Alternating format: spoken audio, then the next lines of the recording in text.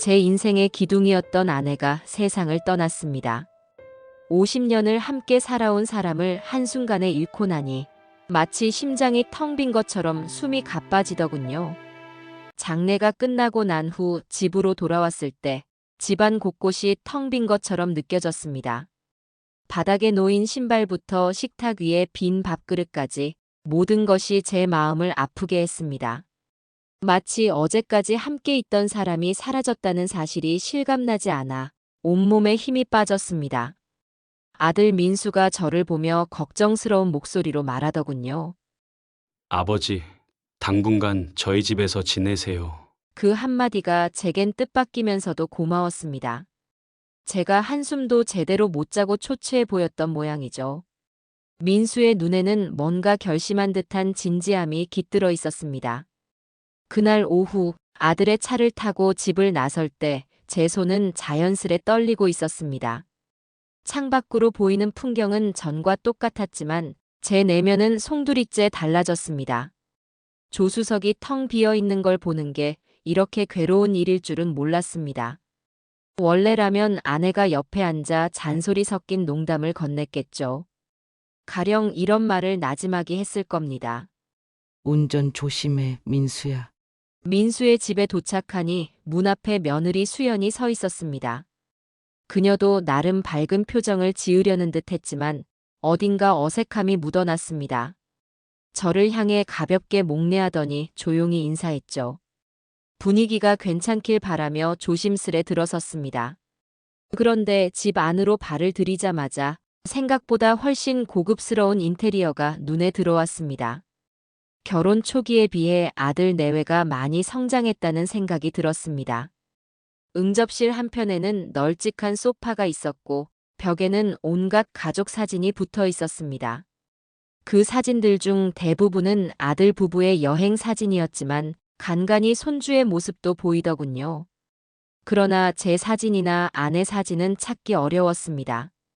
애써 서운함을 감추려 했고 그저 아들 내외가 행복해 보이면 됐다고 생각하려 했습니다. 민수가 방을 안내해 줬습니다. 꽤 아담하고 깔끔한 방이었죠. 아내가 있었다면 함께 머물기에도 부족함 없을 정도로 정돈이 잘 되어 있었습니다. 하지만 그 누구도 아내가 함께한다는 가정 따위는 꺼내지 않았습니다. 그 침묵은 오히려 더 쓰라렸습니다. 짐을 풀고 있는데 문틈으로 민수와 수연이 대화하는 소리가 언뜻 들렸습니다. 얼마나 계시게 할 건데? 수연의 목소리는 나직했지만 저에게는 또렷하게 들렸습니다. 아직 하루도 채 지나지 않았는데도 이 질문이 오간다는 사실이 뭔가 날카롭게 다가왔습니다. 가슴속 깊은 곳에서 묘한 불안감이 피어올랐죠. 아들 민수가 낮게 한숨을 쉬는 듯 보였습니다. 일단 아버지가 마음 추스를 때까진 어쩔 수 없잖아. 그 말이 끝나자마자 둘의 대화는 더 이상 들리지 않았습니다. 저는 애써 침묵하며 아직은 괜찮다고 스스로 다독였습니다. 그러나 그 순간 제 가슴에는 작은 금이 생기는 기분이었습니다. 첫날 밤 침대에 누웠지만 잠이 오지 않았습니다. 익숙하지 않은 집 냄새와 분위기도 그렇고 아내가 없는 현실도 그렇고 모든 게 낯설었습니다. 불을 끈 채 가만히 누워 있으니 장례식장에 있던 아내의 모습이 떠올랐습니다. 주변 친지들이 흐느끼는 장면이 머릿속에 자꾸 맴돌았습니다. 결국 잠은 오지 않았고 하얗게 밤을 새우다시피 했습니다. 다음 날 아침, 저는 잠깐이나마 상쾌해지고 싶어서 일찍 일어났습니다. 커피 한 잔을 마시며 창밖을 내다보는데 알록달록한 차들이 지나가더군요. 그저 멍하니 바라보고 있었는데 잠옷 차림의 수연이 부엌으로 들어왔습니다. 순간 눈이 마주쳤는데 그녀는 제 손에 들린 컵을 보며 인상을 살짝 찌푸렸습니다. 아버님, 그 컵은 제가 쓰는 거예요. 아버님은 종이컵으로 드세요. 그 말에 저는 급히 컵을 내려놓았습니다. 미안하구나. 몰랐네. 짧은 대화였지만 어색함과 불편함이 동시에 밀려왔습니다. 이 집에서 쓰는 물건 하나하나에 정해진 주인이 있다는 사실을 그제야 실감했습니다. 어쩐지 제자리가 없는 듯한 기분이 조금씩 커졌습니다. 그날 이후로 저는 조심스럽게 방 안에서 커피를 마시는 습관을 들였습니다. 누군가와 마주칠 때마다 서로 간의 기분이 상하는 건 피하고 싶었기 때문이죠. 아침에 민수가 출근하고 나면 저와 수연 단둘이 남습니다. 그 시간이 되면 집 안 공기가 퍽 무거워지는 걸 느꼈습니다. 표정이나 말투가 딱히 날카롭지 않아도 저를 향한 불편함이 전해졌습니다. 오후 시간이 돼서야 저는 잠깐 마트에 다녀오거나 근처 공원을 산책하기도 했습니다. 집 안에만 있으면 괜히 눈치만 보게 되는 기분이 싫었거든요. 하지만 바깥을 한 바퀴 돌아봐도 마음이 편해지진 않았습니다. 시간이 흐를수록 아내가 보고 싶다는 생각이 간절해졌고 돌아오지 않는 사람을 기다린다는 게 허망하게 느껴졌습니다. 그래도 민수 얼굴을 볼 때면 어떻게든 참고 견뎌야겠다고 마음먹었습니다. 몇몇 날엔 수연이 구체적으로 제 생활을 간섭했습니다. 예를 들어 거실 소파에 앉는 것도 눈치를 주더군요. 실제로 이런 말이 직접 튀어나왔죠. 아버님, 이 시간엔 제가 육아를 해요. 방해되니 밖에 나가 계시면 안 될까요? 그 소리를 들었을 때 아무리 이해하려 해도 서운함이 커지더군요. 결국 저는 겉옷을 챙겨 밖으로 나섰습니다. 집 근처를 빙 돌아볼 때마다 머리가 어지러웠지만 집 안에 그대로 있으면 더 답답하겠다 싶었습니다. 평소라면 아내와 함께 산책했을 테니 그 빈자리가 더욱 크게 느껴졌습니다. 가끔은 벤치에 앉아 스스로에게 묻기도 했습니다.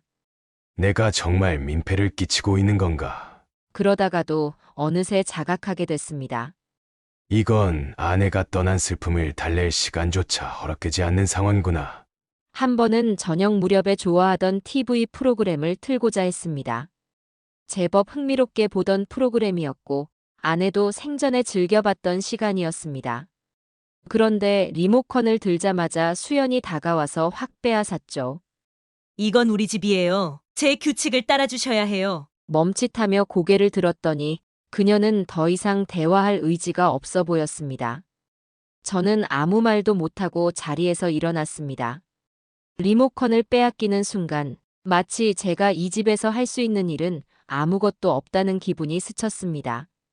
민수에게 털어놓고 싶었지만 며느리 편만 들까봐 두려웠습니다.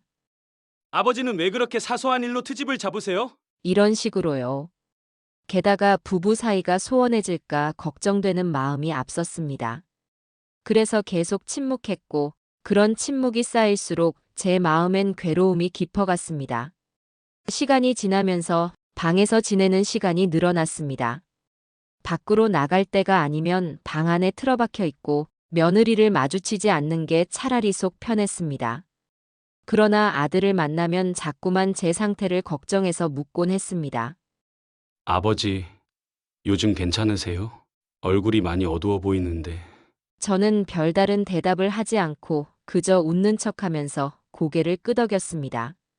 그렇게 일주일이 훌쩍 지나버렸습니다. 아내가 떠난 뒤 멍한 상태로 시간만 보내다 보니 하루하루가 어떻게 흘러가는지조차 모르겠더군요. 하지만 수연의 태도는 한결같이 차가워 보였습니다. 그날 아침 식사를 마치고 나서야 그녀가 결정적으로 속내를 꺼내 보이더군요. 아침 식사를 하던 그날이 아직도 선명하게 기억납니다. 아들 내외와 함께하는 식탁은 늘 어색했지만 그래도 가족이 모인 자리이니만큼 마음을 다잡으려 애썼습니다.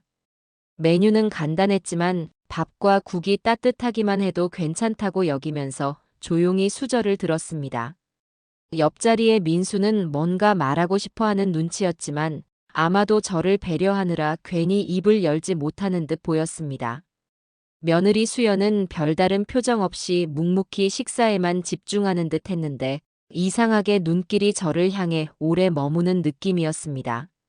식탁에 앉아 밥을 몇 숟갈 뜨다 보니 아내 생각이 또 불쑥 올라왔습니다. 생전엔 아내가 직접 식사를 차려주곤 했고 이 시간만큼은 서로에게 잔소리 아닌 잔소리를 주고받으며 하루를 열었습니다. 하지만 이제는 그런 일상이 사라졌다는 사실이 다시금 제 가슴을 파고들었죠. 차마 얼굴을 들기조차 어렵더군요. 눈물을 보일까봐 두려웠지만 남들 앞에서 울고 싶지는 않았습니다. 그렇게 속으로만 되뇌며 아내의 빈자리를 떠올리는데 갑자기 수연이 제 앞에 서더니 밥그릇 위로 한껏 시선을 내려꽂았습니다. 그녀의 행동이 심상치 않아 보였기에 저도 무언가 심각한 이야기가 나오려나 싶어 자세를 고쳐 앉았습니다. 그때 그녀가 내뱉은 말은 예상보다 훨씬 더 직설적이었습니다. 아버님, 솔직히 말씀드릴게요. 여기 호텔 아니에요. 그 순간 손에 들고 있던 숟가락이 허공에서 그대로 멈춰버렸습니다. 저는 깜짝 놀라서 눈을 들었습니다. 수연의 눈빛은 단호했고 심지어 살짝 비웃는 기색까지 서려 있었습니다. 뭐라고? 제 입에서 나온 말은 그저 짧은 두 글자에 불과했습니다. 순식간에 머릿속이 하얗게 질려버렸습니다. 그녀는 아주 천천히 그러나 뼈아픈 말들을 이어갔습니다. 아버님께서 언제까지 계실 건지 솔직히 너무 답답해요. 순간 거실 한편에 놓인 시계 소리마저 저릿하게 들릴 정도로 분위기가 가라앉았습니다. 저도 스트레스 받으면서 살 수는 없잖아요. 수연의 목소리는 점점 더 냉혹해지며 제게서 한치도 물러서지 않는 기세였습니다. 저는 숨을 한번 꾹 삼켰습니다. 수연이 갑자기 이토록 거칠게 쏟아내리라고는 상상도 못했습니다. 평소에도 날카로운 분위기가 있었지만 이렇게까지 직설적으로 말하는 모습은 처음이었기에 충격적이었죠. 방금 전까지 먹고 있던 밥이 목구멍에 걸린 듯해 말문이 막혔습니다. 어찌해야 할지 몰라 멍하니 그녀를 쳐다볼 수밖에 없었습니다. 그때 부엌 쪽에서 인기척이 느껴졌습니다. 민수가 상황을 듣고 달려온 거였습니다. 여보, 무슨 소리야? 민수는 놀란 얼굴로 저와 수연 사이에 끼어들었습니다. 하지만 이미 공기는 차갑게 식어 있었고 수연은 그조차 아랑곳하지 않고 매서운 눈길을 유지했습니다. 그녀가 민수에게 고개를 돌렸습니다. 당신은 몰라도 돼. 난 더는 이렇게 못 참겠어. 그 목소리에는 흔들림이 없었습니다. 분노와 짜증이 뒤섞인 표정이 그대로 제게 날아들었죠. 민수는 눈을 동그랗게 뜨고 어쩔 줄 몰라 했지만 수연의 독설은 이미 기세를 타고 전진 중이었습니다. 아버님, 언제까지 우리 집에서 계실 생각이세요? 그녀는 마치 오랫동안 쌓아둔 불만을 한꺼번에 쏟아내겠다는 듯한 태도였습니다. 솔직히 말씀드리면 저 지금 너무 힘들어요. 살림하고 일도 하고 우리 부부 시간도 필요하고. 말을 잇는 동시에 그녀의 목소리는 점점 높아졌습니다. 그런데 아버님 때문에 제 생활이 전부 흐트러지고 있어요. 수연은 거기서 멈추지 않았습니다. 지금 이 집에 방이 남아도는 것도 아닌데 아버님이 거의 상주하시잖아요. 사소한 것부터 신경 쓸 게 너무 많아요. 말끝마다 아버님이라고 존칭을 쓰긴 했지만 내용만큼은 전혀 존중하지 않는 어투였습니다. 제가 얼마나 스트레스 받는지 아세요? 아버님 때문에 제자리조차 없는 기분이라고요. 순간 그녀가 강하게 주먹을 쥐었다 펴는 모습이 보였고 얼굴 근육이 굳어져 있는 게 느껴졌습니다. 민수가 조용히 그녀의 팔을 붙잡았습니다. 여보, 진정해. 아버지가 들으시면 얼마나 상처받으시겠어. 그는 필사적으로 그녀를 말리려 했지만 수연의 불만은 이미 절정에 이른 듯 했습니다. 당신은 맨날 회사에 나가 있으니까 모르지. 집에만 있으면 얼마나 답답한지. 그녀는 고개를 획 돌려 다시 저를 노려보듯 쳐다봤습니다. 죄송해요, 아버님. 이렇게밖에 못 말해서. 그런데 전 진짜 한계예요. 수연은 이 말을 내뱉으며 입술을 꽉 깨물었습니다. 그러나 그 눈빛에는 죄송함보다는 억눌린 분노가 더 많이 실려 있었습니다. 여기 호텔 아니에요. 언제까지 눈치도 없이 묵으실 건데요? 그녀의 한숨 섞인 목소리가 식탁 위로 날카롭게 떨어졌습니다. 마치 칼로 베인 듯한 느낌이 들었습니다. 저는 가슴이 쿵 내려앉는 듯 했고 한동안 아무 말도 할 수 없었습니다. 수저를 어떻게 내려놨는지도 기억이 안 날 정도로 멍한 상태가 됐습니다. 현실감이 사라져버렸고 이 상황이 과연 내가 겪는 일이 맞는지조차 의심스러웠습니다. 불과 몇 분 전까지만 해도 평범한 식사 자리였는데 지금은 집안 공기가 살벌하게 얼어붙었죠. 민수가 어떻게든 둘 사이를 중재해 보려 했습니다. 여보, 아버지 마음도 생각해야지. 지금 어머니 돌아가신 지 얼마나 됐다고. 그 말에 수연은 한숨을 길게 뱉더니 민수를 향해 매서운 시선을 보냈습니다. 그건 나도 알지. 그래서 최대한 참아온 거야. 그런데 나도 사람인데 한계가 있어. 그녀는 또다시 저를 향했습니다. 아버님, 저도 이해해드리려고 노력했어요. 어머니 돌아가시고 힘드실 거라고 생각했어요. 잠깐 말을 멈춘 그녀는 물을 한 모금 마시고 다시 입을 열었습니다.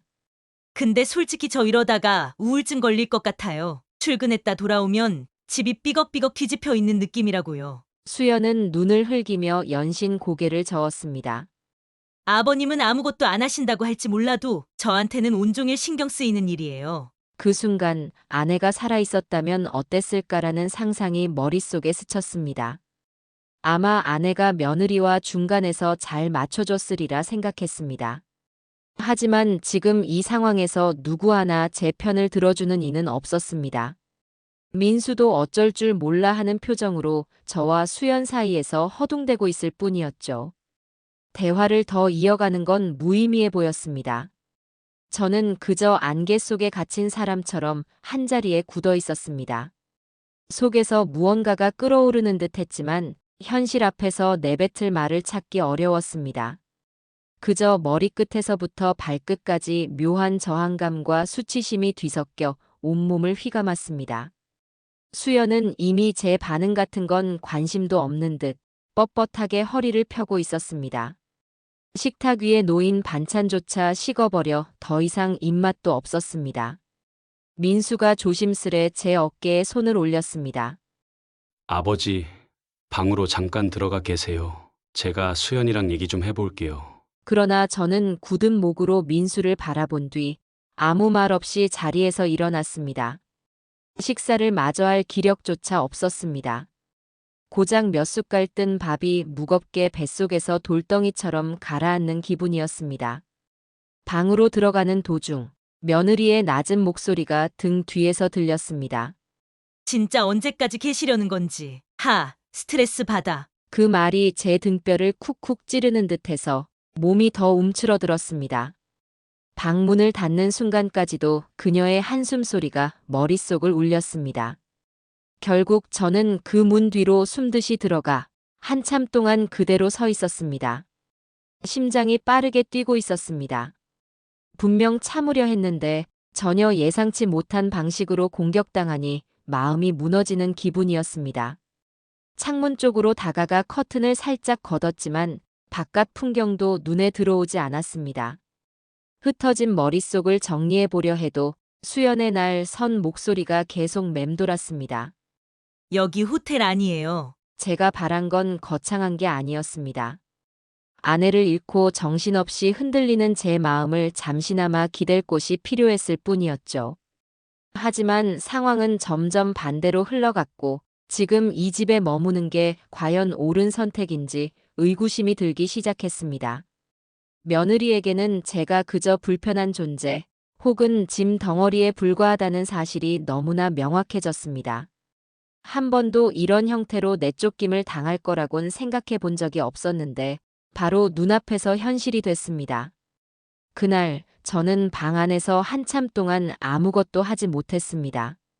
민수와 수연이 부엌에서 옥신각신하는 소리가 중간중간 들렸지만 굳이 귀 기울이고 싶지 않았습니다. 무엇을 들어도 더 상처만 받을 것 같았습니다. 결국 그저 가만히 앉아 제 손을 내려다보고 있었죠. 두 손이 떨리고 있었고 가슴이 먹먹해져서 심호흡을 여러 번 해야만 했습니다. 오랫동안 참아왔던 서러움이 밀려오자 아내에게조차 이야기하지 못했던 여러 감정이 한꺼번에 터져 나오려 했습니다. 하지만 눈물은 이상하게도 나오지 않았습니다. 마음 한편이 싸늘하게 식어버린 상태였달까요? 내가 여기서 계속 버티면 뭐가 달라질까라는 생각이 꼬리에 꼬리를 물었습니다. 결국 제 자신에게 답을 내릴 수 없었고 그저 허공만 바라보다 밤을 맞이하게 됐습니다. 해가 저물고 나니 거실에서 흘러나오는 대화 소리도 잦아들었습니다. 민수는 기운이 빠져 보였고 수연도 더 이상 큰 소리를 치지 않는 듯 했습니다. 하지만 그 적막함이 더 견디기 어려웠습니다. 늘 함께했던 아내가 사라진 마당에 내가 이렇게까지 며느리 눈치를 봐야 하는가 싶어 허탈했습니다. 오히려 집을 나가야겠다는 생각이 마음 한구석에서 또렷해지기 시작했습니다. 한밤중이 돼서야 간신히 눈을 붙였지만 자다 깨달을 반복했습니다. 머릿속에는 수연의 말이 메아리처럼 떠돌았습니다. 여기 호텔 아니에요. 저도 스트레스 받으면서 살 수는 없잖아요. 누군가 제 가슴을 바늘로 콕콕 찌르는 기분에 잠에서 깨어날 때면 식은땀이 흥건했습니다. 결국 날이 밝아오자 저는 밤사이 고민했던 것들을 하나씩 정리하기 시작했습니다. 아내와 함께 살던 집이 텅 비어 있다 해도 차라리 그곳이 이곳보다는 제게 낫다는 결론이 들었습니다. 아니면 다른 방법을 모색해야 할 수도 있겠죠. 어찌됐든 며느리의 이 날선 태도 아래에서 저는 단 며칠도 더 견디기 힘들 것만 같았습니다. 아들은 소중하지만 제가 이 상태로 계속 지내면 민수 부부 관계에 더 해가 될 수도 있겠다는 생각도 들었습니다. 아내가 떠난 뒤 갈피를 잡지 못해 아들의 손을 잡고 이 집에 들어왔지만 이젠 도저히 머물 수가 없었습니다. 수연이 내뱉은 말들은 단순히 화를 풀기 위한 잔소리가 아니었으니까요. 그녀가 저를 집안의 침입자로 여긴다는 사실은 분명해졌습니다. 집이 아닌 호텔 운운한 건 사실상 돈 내고 묵으라는 뜻처럼 들리기도 했습니다. 그에 비해 저는 아무런 대항도 하지 못하고 방 안에 틀어박혀 있을 뿐이라는 현실이 처량했습니다. 그래서 그날 새벽 결국 결심을 했습니다. 아내는 더 이상 곁에 없지만 제 남은 인생은 제가 직접 챙겨야겠다는 쪽으로 마음이 움직였죠. 여태껏 살아오면서 아내와 함께 모아둔 것들이 있으니 그걸 어떻게든 현명하게 써야겠다는 생각도 들었습니다. 아들의 상황이야 나중에 다시 생각할 문제였지만 적어도 당장 이 집에서는 벗어나야 한다고 믿었습니다. 저 자신을 지키기 위해서라도 필요한 선택이었습니다. 아침이 오면 며느리가 다시 날선 말을 쏟아낼지 모르지만 이제는 더 이상 흔들리지 않겠다고 다짐했습니다. 아들 역시 사랑하지만 날마다 며느리와 갈등이 커지는 걸 보고만 있을 수는 없었습니다. 호텔 아니에요라는 그 한마디가 제게는 너무나 큰 상처였고 동시에 마지막 남은 자존심을 깨웠다고 생각했습니다. 더 이상 주저하지 않고 제 남은 시간을 제대로 살아내기로 마음먹었습니다. 사건의 결정적 순간 이후 저는 방에 틀어박혀 한동안 나오지 않았습니다. 수연의 목소리가 계속 귓가를 맴돌았고 방 한편에서 들려오는 시계 초침 소리만이 무심히 시간을 알려줬습니다. 그날 밤을 꼬박 새우고 나서야 저는 조용히 자리에서 일어나 짐작이 가는 곳들을 정리하기 시작했습니다. 생각보다 옷가지와 소지품이 많지 않다는 사실을 깨닫자 지난 세월 동안 제 삶의 중심이 오직 아내와 가정이었음을 다시금 실감했습니다. 저는 늦은 새벽 작은 메모지에 몇 가지 해야 할 일들을 적었습니다. 아침이 오고 민수와 수연이 각각 일상의 루틴을 소화하느라 분주했습니다. 그 틈에 저는 살며시 밖으로 나가 휴대전화로 전화를 걸었습니다. 김 변호사님, 저예요. 재산 정리를 조금 서두르고 싶습니다. 이 한마디가 제 운명을 바꾸는 시발점이 될 거라 생각하니 묘한 기분이 들었습니다. 변호사는 차분한 목소리로 준비해야 할 서류가 상당하다고 말해줬습니다. 사실 저와 아내는 꽤 많은 재산을 모아두었습니다. 자식들에게는 크게 알리지 않았지만 서울 변두리에 주택 2채와 예금이 상당히 있었죠. 검소하게 살며 낙후된 곳이라도 알뜰히 관리해온 덕분에 노후 대책 정도는 충분하다고 자부하고 있었습니다.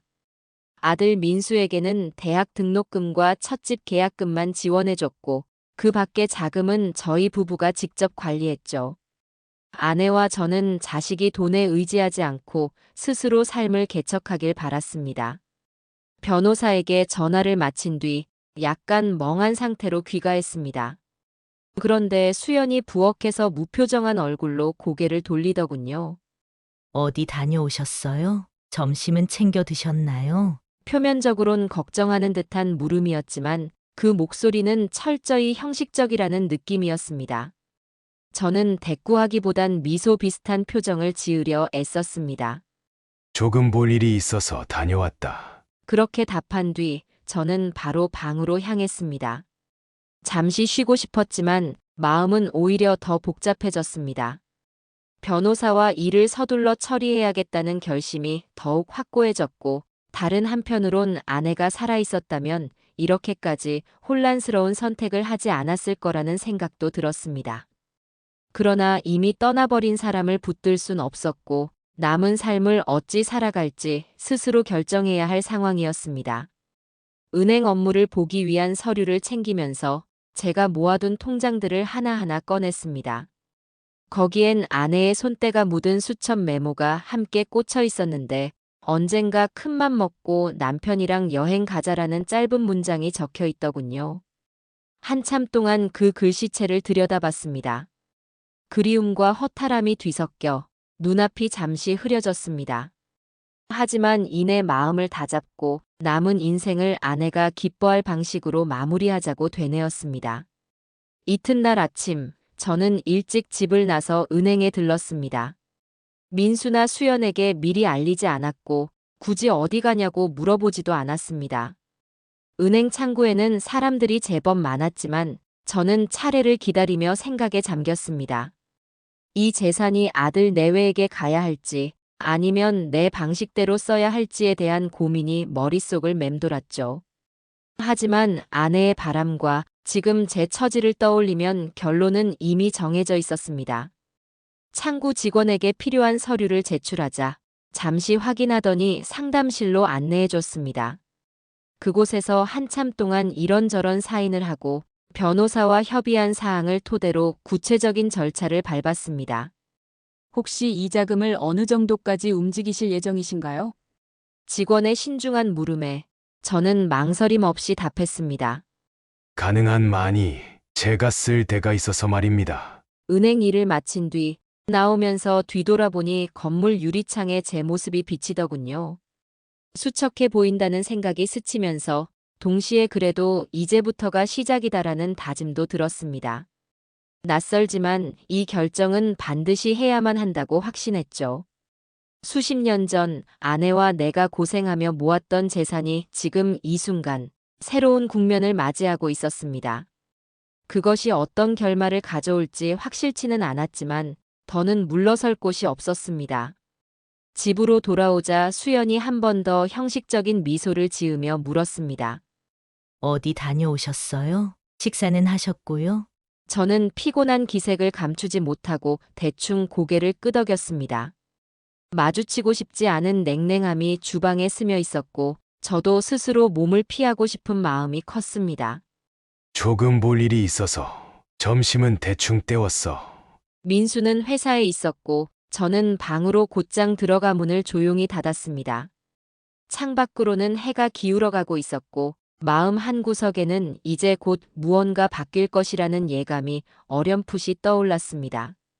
늦은 오후가 지나고 어둠이 깔리는 시각, 저는 차분히 책상 위에 놓인 변호사의 명함을 바라봤습니다. 김 변호사님, 서류 정리 잘 부탁드립니다. 라는 메모를 남겨둔 뒤 휴대전화로 짧게 메시지를 보냈죠. 이제부터 제가 해야 할 일은 아들 내외에게 괜한 미련을 두지 않는 것일지도 모르겠다 싶었습니다. 다음 날 서류 작업을 조금 더 구체화하기 위해 변호사 사무실을 방문했습니다. 고즈넉한 골목 끝에 자리한 그곳은 소박해 보이지만 변호사 본인은 꽤 능력 있다는 평판을 들어왔습니다. 특히 노후 자산 관리나 유언장 작성 등 관련 업무에 능숙하다는 이야기를 들은 적이 있었죠. 오랜만입니다. 그간 어떻게 지내셨습니까? 김 변호사는 제 표정을 살피며 부드럽게 인사를 건넸습니다. 저는 별다른 사담 없이 바로 용건을 꺼냈습니다. 이번에 집 두 채 중 한 채를 팔까 합니다. 그리고 일부 금액은 제 노후를 위해 쓸 생각이고 남은 건 기부를 검토하고 있어요. 김 변호사는 놀라는 기색 없이 신중하게 고개를 끄덕였습니다. 좋습니다. 구체적인 목록과 서류가 준비되어 있으면 절차를 진행하도록 하죠. 그 짧은 대화 이후 저는 주머니에서 부동산 서류를 꺼내 차근차근 협의했습니다. 수십 년간 아내와 함께 준비해둔 재산을 이렇게 정리하리라곤 예전에는 상상도 못했습니다. 아들 민수에게 집 한 채 정도는 물려주고 손주가 생기면 학자금이라도 대줄 생각이 있었죠. 하지만 지금은 상황이 많이 달라졌습니다. 내가 이런 결정을 한다고 해서 아내가 실망하진 않을까 하는 고민도 들었지만 아내라면 오히려 제가 제 삶을 지키는 길을 응원해 줄 거라고 믿었습니다. 그 믿음이 저를 조금 더 굳세게 만들어줬습니다. 변호사 사무실에서 나와 큰 길을 걷다 보니 봄이 오는 기척이 느껴졌습니다. 거리 곳곳에 꽃망울이 올라오고 차가운 바람 속에서도 약간의 온기가 감돌았습니다. 오랜 시간 동안 삶이 내리막길 같았는데 이제야 약간의 숨통이 트이려나 싶었습니다. 하지만 아직 해야 할 일은 많았습니다. 민수와 수연에게는 아무 말도 하지 않았고 이 모든 게 마무리된 후에야 알리겠다고 마음먹었습니다. 저는 방으로 돌아와 고요히 서류 뭉치를 책상 서랍 안에 정리했습니다. 이제 시작일 뿐이다라는 문장을 스스로에게 건네면서 오랫동안 존재감을 잃었던 자존심이 조금씩 되살아나는 느낌이 들었습니다. 아내가 떠난 지 얼마 되지 않아 저는 큰 상실에 빠졌지만 그로 인해 배운 점도 분명히 있었습니다. 다른 사람에게 제 인생을 내맡길 수 없고 어떤 결정을 하든 결국 책임지는 건 제 몫이라는 사실 말입니다. 시간이 지나고 저는 마음속에서 조금씩 확신이 커져갔습니다.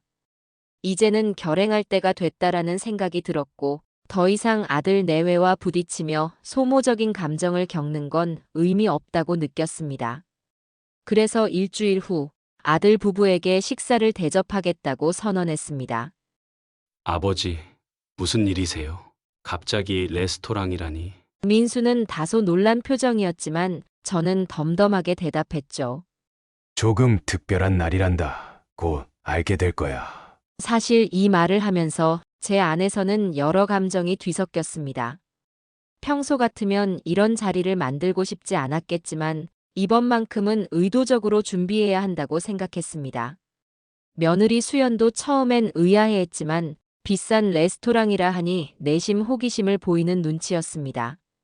아버님, 저희 결혼 기념일도 아닌데 갑자기 왜 이런 계획을 세우신 거예요? 그녀의 질문에 딱히 길게 답하지 않았습니다. 준비 다 됐으니 시간 맞춰서 나오면 된다. 시간이 흘러 약속 당일 저녁, 저는 깔끔한 정장을 꺼내 입고 먼저 레스토랑으로 향했습니다. 민수와 수연은 조금 뒤늦게 도착했지만 평소 볼 수 없던 고급스러운 분위기에 살짝 놀란 표정이었습니다. 아버지, 여기 분위기 정말 좋네요. 아들의 말처럼 레스토랑 내부는 은은한 조명과 깔끔한 인테리어가 돋보였습니다. 테이블 사이 간격이 넓어서 대화에 집중하기도 편해 보였죠. 수연은 고개를 돌려 주변을 두리번거리면서 의자에 앉자마자 그윽한 미소를 지어 보였습니다. 이렇게 비싼 곳 저희 부부도 자주 못 와요. 아버님, 큰맘 먹으신 것 같은데요. 그녀의 말투에는 약간의 농담기가 섞여 있었습니다. 잠시 후 웨이터가 메뉴판을 가져왔고 우리는 간단히 음료와 메인을 고른 뒤 서로의 얼굴을 바라봤습니다. 민수는 왠지 초조해 보였고 수연은 레스토랑 분위기에 적응하기 시작했는지 조금 여유 있는 표정을 띄었습니다. 저는 미리 준비해둔 작은 봉투를 테이블 위에 올려놓았습니다. 식사 끝나고 이야기하자꾸나. 그 말에 수연이 흘끔 봉투를 쳐다보며 궁금해하는 표정을 지었습니다. 시간이 흘러 메인 요리가 나왔고 식사를 하면서 대화를 몇 마디 주고받았습니다. 민수는 회사 일로 바쁘다며 투덜거렸고 수연은 요즘 다이어트 중이라며 음식 양을 조절하더군요. 저는 별말 없이 천천히 식사를 즐겼습니다. 아들 내외는 제가 웬일로 이런 자리를 만들었는지 의아했을 텐데 이번만큼은 제가 주도권을 쥐고 싶었죠. 이 식사가 끝나면 내 선택을 분명히 밝히리라라는 결심이 머릿속을 지배했습니다. 식사를 마친 뒤 테이블이 정리되자 저는 봉투를 꺼내 조용히 손에 쥐었습니다. 자, 이제 본론으로 들어가자. 그 순간 민수와 수연은 동시에 저를 바라봤습니다. 이건 내가 살 집의 계약서란다. 봉투에서 집문서를 꺼내며 설명하자 수연의 표정이 한순간에 굳어졌습니다.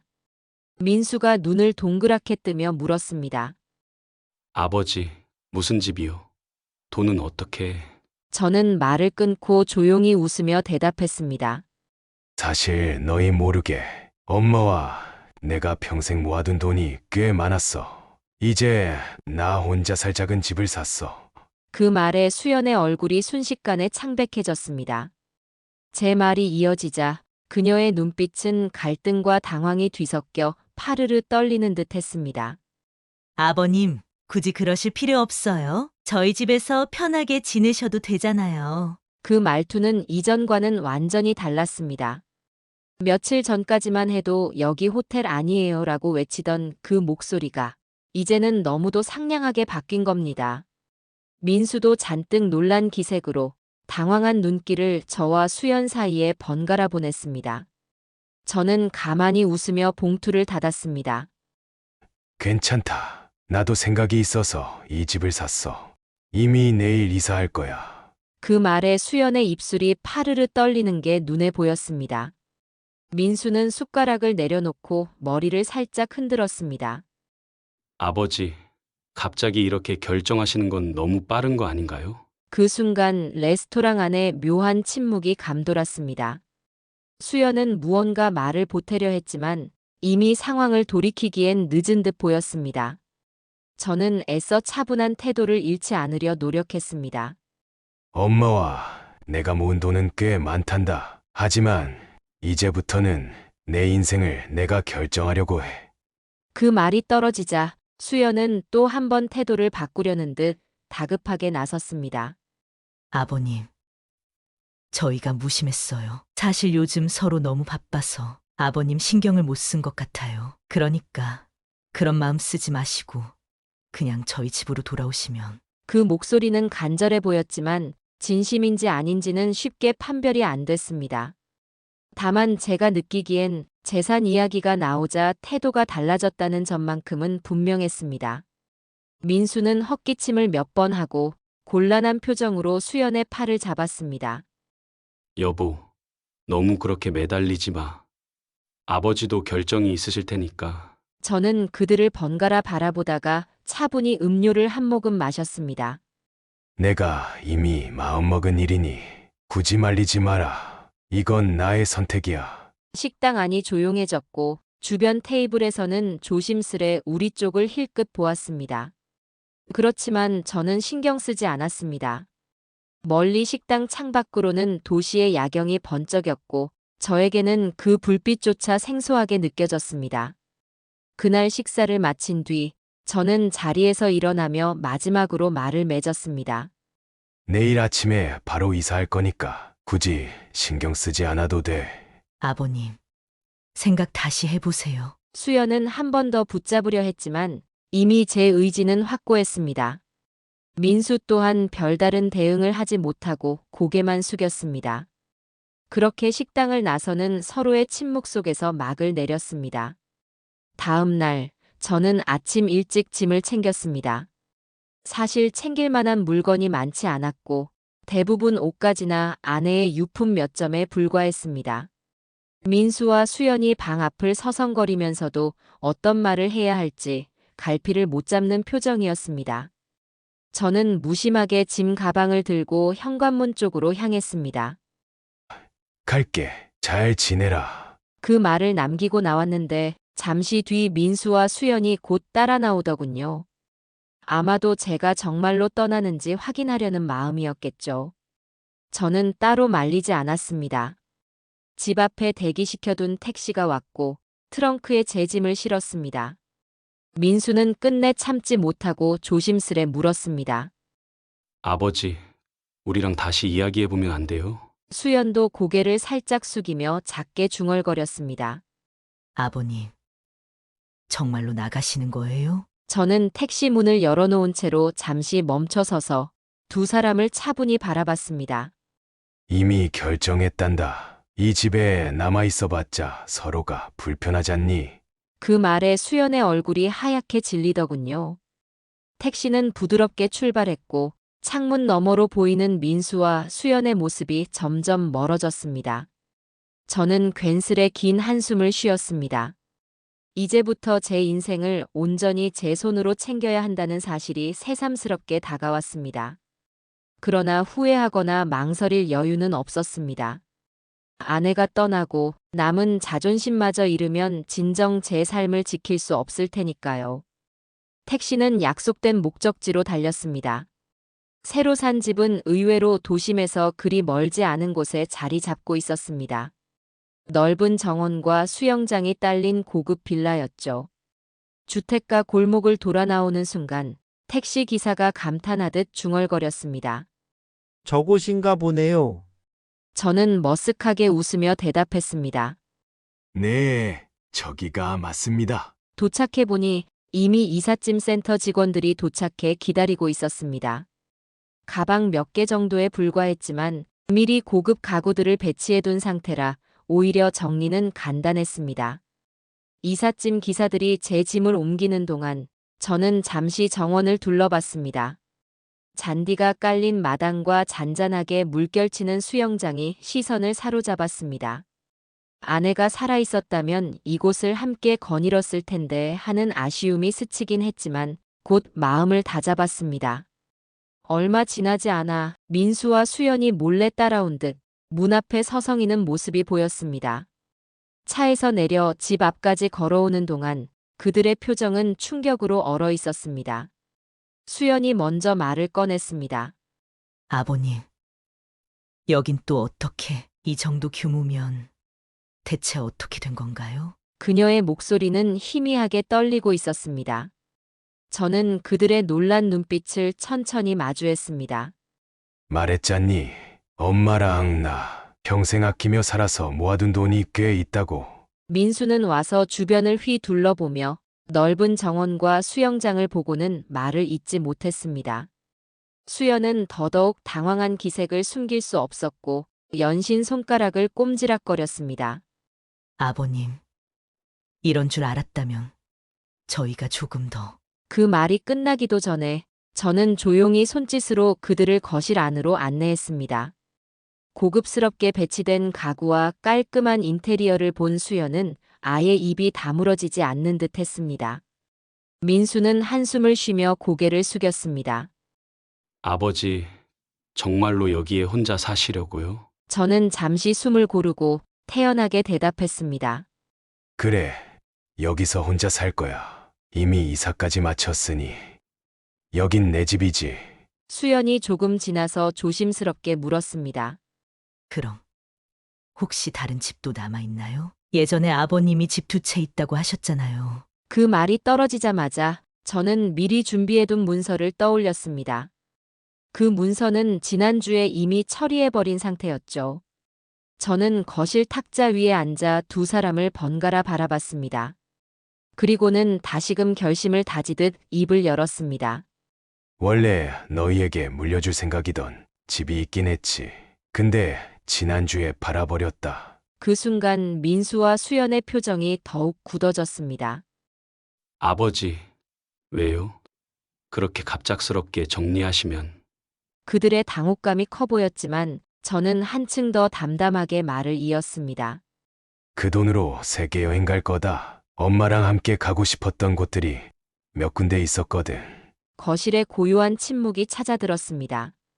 민수는 눈을 깜빡이며 아무 말도 못했고 수연은 입술을 꽉 깨문 채 고개를 돌렸습니다. 저는 그런 둘의 반응을 지켜보면서도 후회가 없었습니다. 사실 아내와 저는 예전부터 세계 여러 곳을 여행해보고 싶다는 꿈이 있었습니다. 하지만 젊을 때는 경제적으로 여유가 없었고 늦은 나이에 겨우 자리 잡았을 땐 아들 뒷바라지며 여러 이유로 실행에 옮기지 못했죠.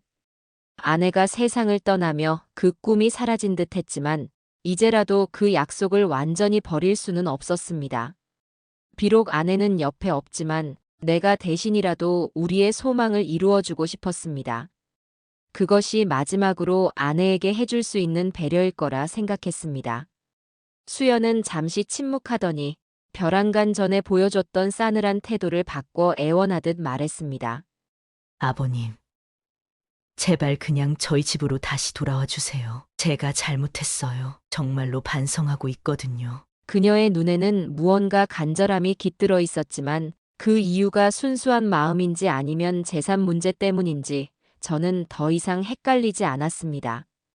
민수도 옆에서 고개를 끄덕이며 부드럽게 거들었습니다. 아버지, 그래도 저희가 있으면 덜 외롭지 않으시겠어요? 그러나 이미 제 결정은 확고했습니다. 저는 거실 소파에 앉은 채로 둘에게 말했습니다. 나 더 이상 너희 집에 갈 마음 없어. 여기서 내 방식대로 살 거야. 그 말이 떨어지자 수연은 눈물을 흘리는 척하려 했지만 그 모습이 진정으로 보이지 않았습니다. 민수는 한숨을 내쉬며 뭔가 더 말하려다가 결국 포기한 듯 입을 다물었습니다. 정적이 이어졌고 저는 그 침묵 속에서 오히려 차분함을 찾았습니다. 그날 저녁 민수와 수연은 별다른 소득 없이 돌아갔습니다. 집 문이 닫히고 거실에 혼자 남아있으니 묘하게도 마음이 편안해지는 걸 느꼈습니다. 아직 집 안 곳곳에는 정리되지 않은 상자들이 있었지만 이 공간은 분명 이제 제 것이었습니다. 아내와 함께 지내진 못해도 여기서만큼은 자유롭게 살아보자라는 의지가 솟아올랐습니다. 창밖으로 보이는 도시의 불빛이 밝았고 어쩐지 모든 게 새롭게 느껴졌습니다. 새로운 공간에 홀로 선 제가 놀라운 역전의 순간을 맛봤습니다. 여기서부터는 아내 없는 삶을 제가 어떻게 꾸려갈지, 또 아들 내외와의 관계가 어떻게 변해갈지 누구도 확답할 수 없었습니다. 하지만 분명한 건 이제 저는 스스로의 삶을 지켜내기 위해 움직였고 그 결심을 행동으로 옮겼다는 사실입니다. 그 어느 때보다 마음 한구석에 묘한 해방감이 자리 잡았습니다. 아내를 잃은 상실감은 사라지지 않겠지만 적어도 호텔 취급을 당하진 않을 것 같았습니다. 새 집에서의 첫날 밤이 지나고 저는 전에 없던 고요함을 만끽했습니다. 거실에 혼자 앉아 있으니 묘하게도 마음이 편안해졌습니다. 아내가 없다는 사실은 변함없었지만 적어도 이 공간에서 저는 누구의 눈치를 볼 필요가 없었죠. 그러나 깊은 한숨을 내쉬면서도 한쪽 가슴이 조금은 허전해지는 걸 어찌할 수는 없었습니다. 아내가 살아있었다면 꼭 함께 있고 싶었던 집이라는 생각이 스치면 슬픔과 안도감이 동시에 밀려들었습니다. 밤새 이삿짐의 위치를 여기저기 옮겨보며 시간을 보냈습니다. 고급 가구들 사이사이에 아내의 사진을 살짝 놓아두었는데 마치 집 안이 생기를 찾는 듯 했습니다. 그 사진을 바라보며 마음속으로 중얼거렸습니다. 우리 이렇게 좋은 데서 지낼 수 있게 됐어. 새벽녘에 살짝 눈을 붙인 후 아침이 되자 창문을 열어 신선한 공기를 들이마셨습니다. 이제부터는 정말 제가 하고 싶은 대로 살겠노라 다짐하며 하루를 시작했습니다. 그렇다고 완벽하게 자유만을 누리는 건 아니었습니다. 이삿짐을 모두 풀기도 전에 민수와 수연이 다시 찾아왔거든요. 이번엔 전화를 먼저 걸어 예고를 한 뒤 점심 무렵에 도착했습니다. 현관문을 열어주니 둘 다 조금 풀이 죽은 표정이었습니다.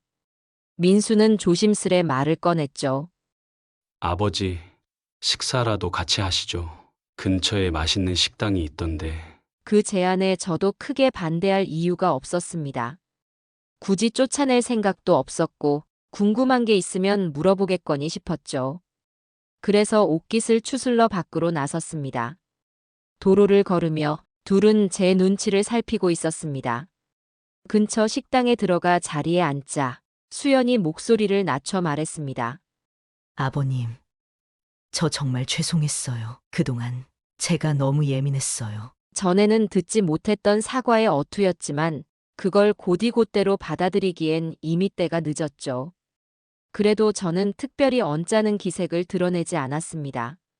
다만 짧게 답하며 넘겼습니다. 그래, 그럴 수도 있지.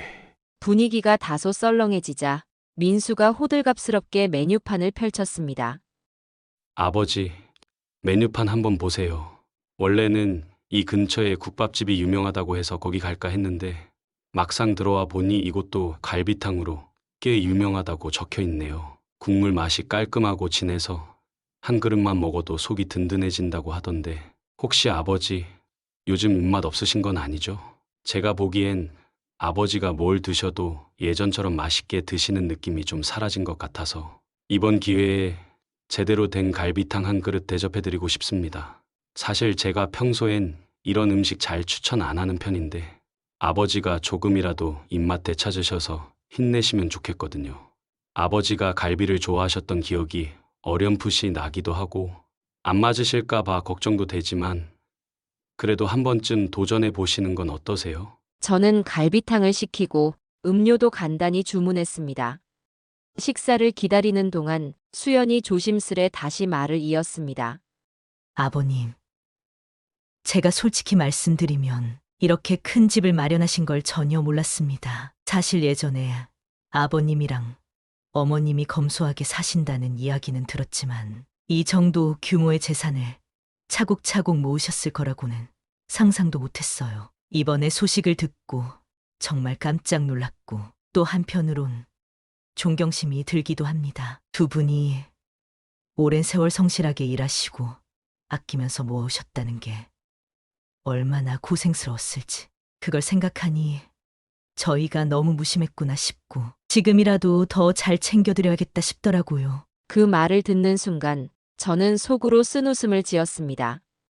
이제야 제 재산 이야기에 관심을 보인다는 걸 숨기기 힘들어 보였기 때문이었죠. 그래서 가볍게 목을 가다듬고 응수했습니다. 엄마와 내가 오랜 세월 모아둔 돈이지. 뭐 별것 아니다. 그 말에 수연의 시선이 갈팡질팡 움직였습니다.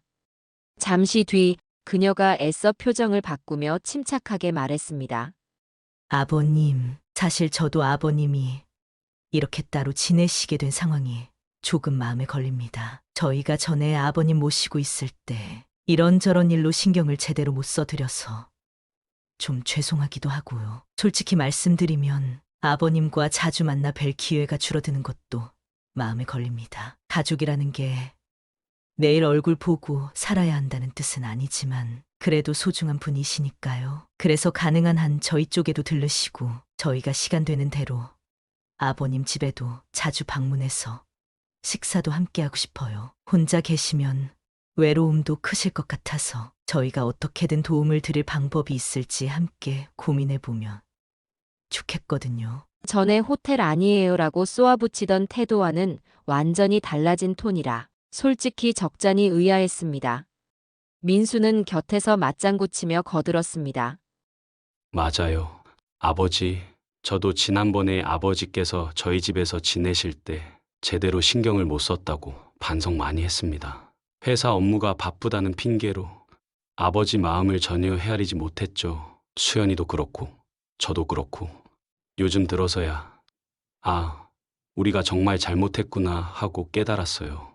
사실 그동안 아버지가 어떤 기분으로 우리 집에 오셨는지 어떻게 시간을 보내셨는지 제대로 물어본 적도 없잖아요. 그래서 이제는 저희가 좀 더 노력해서 아버지가 원하시는 대로 편하게 지내실 수 있도록 도와드리고 싶습니다. 집 안에 계실 때부터 시작해서 혹시 여행 가고 싶으시거나 다른 계획이 있으시면 언제든 말씀해 주세요. 정말 저희가 힘껏 도와드릴 테니까요. 하지만 저는 그 말들에 휘둘리지 않기로 했습니다. 갈비탕이 나오고 우린 조심스레 수저를 들었습니다. 뜨거운 국물을 호로록 마시고 묵묵히 고기를 씹으면서 저는 한참 동안 대화를 꺼내지 않았습니다. 민수와 수연도 제 기색을 살피느라 조심스러워 보였습니다. 음식을 어느 정도 먹고 난 뒤 제가 먼저 입을 열었습니다. 내가 이 집에 들어온 건 단지 편하게 살기 위해서야. 그리고 엄마가 떠난 뒤에 내 나름대로 찾은 길이기도 하고. 그 한마디에 수연이 잽싸게 반응했습니다. 아버님, 제가 또 솔직히 말씀드리면 이 집이 규모가 상당히 크다고 들었는데 혼자 관리하시기가 얼마나 번거로울까 싶어서요. 청소나 정리 같은 것도 그렇고 가스나 수도, 전기 같은 생활 관리가 정말 신경 쓸 일이 많잖아요. 어쩌면 몸이 좀 불편하실 때는 크게 불편함을 느끼실 수도 있고, 저희가 도와드리고 싶어도 아버님께서 꺼려하실까 봐 조심스러웠습니다. 그래도 가족이니 저희가 조금이라도 힘을 보태면 어떨까 싶습니다. 막상 저희가 자주 왕래하면서 도와드리면 아버님도 더 편해지시지 않을까 해서요. 너무 갑작스럽게 말씀드리는 건 아닌가 싶지만 아버님 건강 생각해서라도 한번 고민해 주시면 좋겠습니다. 말투는 걱정을 가장한 것처럼 들렸지만 저는 그 속내가 뻔히 보였습니다. 관리야, 돈 들여서 하면 되지. 이미 이삿짐 센터도 그렇고 용역 업체도 알아봤어. 그렇게 말하자 수연의 눈꺼풀이 조금 떨리는 게 보였습니다. 민수도 대화에 끼어들었습니다. 아버지, 사실 저희가 이렇게 찾아온 것도 다 아버지를 뵙고 싶어서예요. 수연이가 지난 날을 많이 곱씹으면서 내가 왜 그렇게 예민하게 굴었을까 하고 후회도 하고요. 예전에는 저희가 몰랐던 아버지의 고충이나 힘든 점을 이제 와서야 조금씩 깨닫게 되는 것 같아요. 그래서 앞으로는 진짜 자주 연락도 드리고 저희가 먼저 아버지께 찾아가서 식사도 함께하고 대화도 많이 나누고 싶습니다. 아버지께서 혹시 부담스러우시다면 말씀해 주시겠어요? 저희가 그럼에도 불구하고 꼭 뭘 해드리겠다는 건 아니지만 그냥 예전처럼 가족끼리 따뜻한 정을 나누고 싶어서 그래요. 아버지도 이젠 늙었으니 혼자 살아야 한다. 이런 마음으로 스스로를 내몰지 않으셨으면 좋겠습니다. 저는 눈길을 살짝 피하며 밥그릇 쪽으로 시선을 내렸습니다. 그들의 말을 곧이곧대로 받아들여야 할지 아직 결론이 서지 않았습니다. 그러나 그동안 제게 쌓인 앙금이 꽤 컸기에 쉽게 마음을 돌릴 수는 없었죠. 식사를 마친 후 저는 일부러 약속이 있다고 둘러대며 먼저 일어났습니다. 민수는 계산을 하겠다며 지갑을 꺼냈지만 이번에는 제가 막았습니다. 내가 낼게. 어차피 이런 자리도 내가 만든 거니까. 짧게 그렇게 말하고는 계산을 마친 뒤 식당 문을 나섰습니다. 수연이 뒤늦게 따라오며 말했어요. 아버님, 저 그냥 집에 가기 전에 한 말씀만 더 드리고 싶어요. 오늘 이렇게 시간 내주셔서 정말 감사하고 저도 아버님께 뭔가 작은 정성이라도 표현하고 싶거든요. 사실 아버님 좋아하시는 음식이 뭔지 더 알아보고 저희가 적극적으로 대접해드렸으면 좋았을 텐데 앞으로 또 기회 생기면 제가 꼭 더 준비하고 정성스럽게 모시고 싶어요. 그러니까 이번에는 그냥 넘어가 주시더라도 다음엔 꼭 저한테 기회를 주세요. 아버님께서 무뚝뚝하게 걸어가시니까 제가 더 죄송한 마음이 들어서요. 저는 무표정한 얼굴로 답없이 걷기 시작했습니다. 식당 바깥에선 따뜻한 햇볕이 내리쬐고 있었습니다. 민수와 수연은 한 발 떨어져 제 뒤를 따르다가 마침내 큰 길 입구에서 제가 돌아보자 잠깐 멈춰 섰습니다. 그리고 수연이 다시 한번 말을 이었습니다. 아버님, 사실 저희가 오늘 만난 걸로 모든 오해나 서운함이 다 풀릴 거라 기대하진 않습니다. 하지만 저희도 정말 노력하고 싶어요. 예전엔 제가 너무 독단적이고 예민해서 아버님을 불편하게 한 것도 인정하고요. 이제라도 그런 부분을 조금씩 고쳐나가고 아버님이 진짜 편하다고 느끼실 수 있을 만큼 최선을 다해보고 싶습니다. 그러니 부담 갖지 마시고 만약 아버님이 조금이라도 마음이 편해지시면 언제든 불러주세요. 저희가 다른 일 제쳐두고라도 달려올게요. 정말로 제대로 대접도 해드리고 예전처럼 웃으며 밥 먹는 시간이 많아졌으면 좋겠습니다. 아버님께서 시간을 내주신다면 저희가 죄송했던 부분도 더 구체적으로 말씀드리고 사과하고 싶어요. 그녀의 표정은 진심이라기보단 가식을 섞은 미소처럼 보였습니다. 한숨이 절로 나오려 했지만 저는 꾹 참았습니다. 대신 담담한 목소리로 대답했습니다. 그래, 연락하마. 아직 구체적인 일정은 없지만 할 일이 좀 많아서. 그 말이 끝나자 민수와 수연도 더는 붙잡지 않고 돌아섰습니다. 그렇게 아들 부부가 어떻게든 제 마음을 돌리려 애를 썼어요. 하지만 제 결심이 쉽게 흔들릴 것 같지는 않았습니다. 식당에서 헤어진 뒤 저는 곧바로 집으로 돌아가는 대신 변호사 사무실을 다시 찾았습니다. 며칠 전부터 준비해 온 일이 있었고 그 진행 상황을 좀 더 확실하게 점검하고 싶었습니다.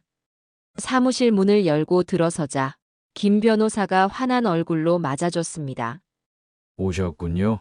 진행 상황이 순조롭게 흘러가고 있습니다. 말씀하신 재단 설립권도 어느 정도 윤곽이 잡혔습니다. 그가 서류 뭉치를 보여주며 조목조목 설명을 이어가자 저는 자연스레 숨을 고르며 귀 기울였습니다. 사실 저는 얼마 전부터 집을 판 돈 중 상당 부분을 노인복지재단 설립에 투입하기로 마음먹었습니다. 아내가 떠난 뒤 남은 재산으로 한가롭게 살 수도 있었지만 왠지 그것만으로는 채워지지 않는 공허함이 컸습니다. 평생을 함께하며 쌓아온 추억이 사라진 지금 제가 할 수 있는 일은 추억을 소중히 간직하되 그 가치를 다른 이들과 나누는 것이라고 판단했죠. 혼자서 호화롭게 지내는 건 제 성미에도 맞지 않았고 아내가 지켜보고 있다고 생각하면 더더욱 미안해질 것 같았습니다. 차라리 같은 처지이거나 외로운 어르신들을 돕는 편이 우리 부부의 마음에도 부합한다 느꼈습니다. 김 변호사는 설립 절차, 기부금 관리, 운영 조직 구성 등에 대해 꼼꼼히 안내했습니다. 그가 준비해온 서류들은 빼곡했고 저는 항목마다 사인을 할 때마다 묘한 떨림을 느꼈습니다. 이게 과연 아내가 기뻐할 일일까? 불현듯 고개를 들어 그런 의문이 스쳤지만 곧 스스로 확신했습니다.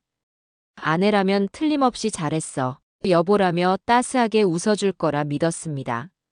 서류 작업을 모두 마치고 사무실 밖으로 나오니 해가 저물어가는 시간대였습니다. 노을빛에 물든 거리 곳곳이 눈부시게 아름다워 보였고 저는 한참을 서서 그 빛깔을 바라봤습니다. 젊었을 때 아내와 함께 작은 전셋집을 얻고 아이를 키워가며 고생했던 시절이 주마등처럼 떠올랐습니다. 그 모든 순간들이 없었다면 오늘의 저는 없었을 겁니다. 만약 아내가 여전히 제 옆에 있었다면 재단 설립에 누구보다 앞장섰을 테니 이 길이 잘못된 선택은 아니라 확신했습니다. 집으로 돌아와 보니 문 앞에 낯선 신문 한 부가 놓여 있었습니다. 예전 주소로 배달되던 게 그대로 이어진 듯 싶었죠. 가볍게 집어들고 거실 탁자 위에 두고는 샤워실로 향했습니다. 따뜻한 물줄기가 등과 어깨를 휘감자 그날 쌓였던 피로가 스르르 녹아내리는 기분이었습니다. 마치 아내가 옆에서 오늘도 고생했네. 얼른 쉬어요라고 속삭여주는 것만 같았습니다. 샤워를 마친 뒤 부엌에서 계란을 깨 간단한 저녁을 차렸습니다.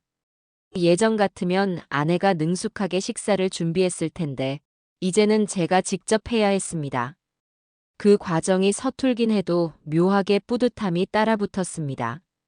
누구에게 해달라 말하지 않고도 혼자 모든 걸 처리할 수 있다는 사실이 어쩐지 난 아직 끄떡없어라는 자신감을 북돋아주는 것 같았습니다. 처음으로 사이다 같은 속 시원함이 마음속 구석에서 피어오르더군요. 식사를 마치고 소파에 앉아 아까 받은 신문을 펼쳤습니다.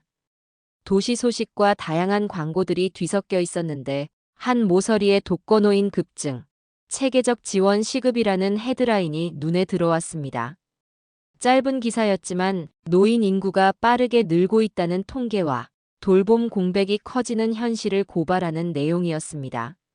마치 제가 준비 중이던 재단의 의미를 다시금 확인시키듯 기사 구석구석이 눈에 꽂혔습니다. 이 일을 더 서두르는 게 옳다라는 생각이 고개를 들었습니다. 그 신문을 덮자 제 선택이 한층 더 확신으로 다가왔습니다. 아내의 흔적이 사라진 집에서 망연자실 보내는 대신 세상에 필요한 일을 하고 싶다는 열망이 가슴속에서 불타올랐습니다. 여보, 나 잘하고 있는 거겠지. 당신도 분명 이걸 원했을 거야. 제가 작은 목소리로 중얼거리자 사진 속 아내가 살며시 웃는 듯 했습니다. 대답은 없었지만 꼭 그럼 당연하지라고 말해주는 것 같았죠. 며칠 뒤 드디어 재단 설립을 공식 발표하는 기자회견이 열렸습니다. 기대만큼 대단한 규모는 아니었지만 지역 언론사 몇 곳에서 관심을 가져줬고 지자체 측 인사들도 자리를 빛내줬습니다. 저는 간만에 정장을 차려입고 행사장에 서서 준비된 마이크 앞으로 나아갔습니다. 담담한 마음으로 인사말을 건네고 재단 취지와 설립 목적을 설명했습니다. 노인복지재단을 설립하게 된 것은 제 아내의 뜻이기도 합니다. 여러 이유로 힘겨운 상황의 노인, 어르신들이 좀 더 안락한 환경에서 지낼 수 있도록 작은 보탬이 되고 싶습니다. 짧은 발표가 끝나자 여기저기서 박수가 잔잔히 퍼졌습니다. 이어진 질의응답 시간에 한 기자가 손을 들고 물었습니다. 이렇게 큰 재정을 투입하시는데 가족분들은 반대하지 않나요? 그 말에 저는 순간 고민했지만 곧 솔직하게 대답했습니다. 제가 지금 독립해서 혼자 지내는 만큼 이 결정은 온전히 제 의지입니다. 물론 가족에게도 알릴 생각이지만 더 중요한 건 도움이 필요한 노인분들에게 조금이라도 빨리 손을 내미는 거라고 믿습니다. 다시 한번 박수가 이어졌고 저는 그 소리에 묘한 해방감을 느꼈습니다. 아내가 옆에 없어도 저는 제 의지와 그간의 경험을 바탕으로 새로운 길을 열 수 있었습니다.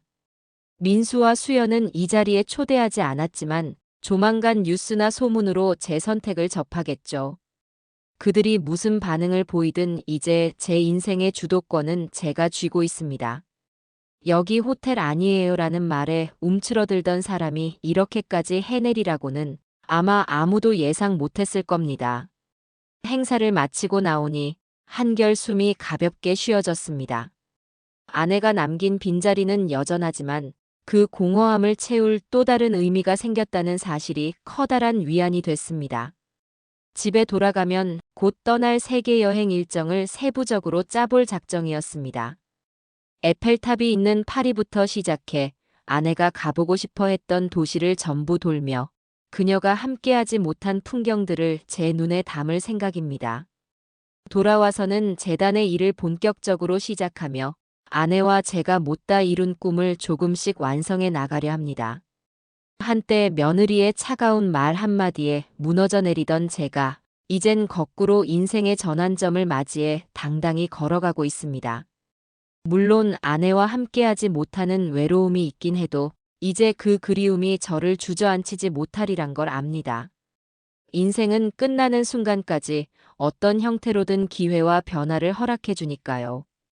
내 인생은 아직 끝나지 않았다. 늦은 밤, 침대맡에 놓인 아내 사진을 바라보며 다시 한번 크게 속삭였습니다.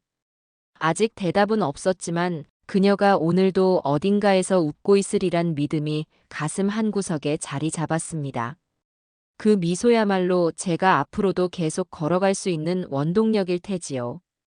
더 이상 흔들리지 않고 더 이상 남의 눈치를 보지 않으며 제 삶을 직접 만들어가겠다고 다짐했습니다. 그걸로 충분하다고 생각합니다.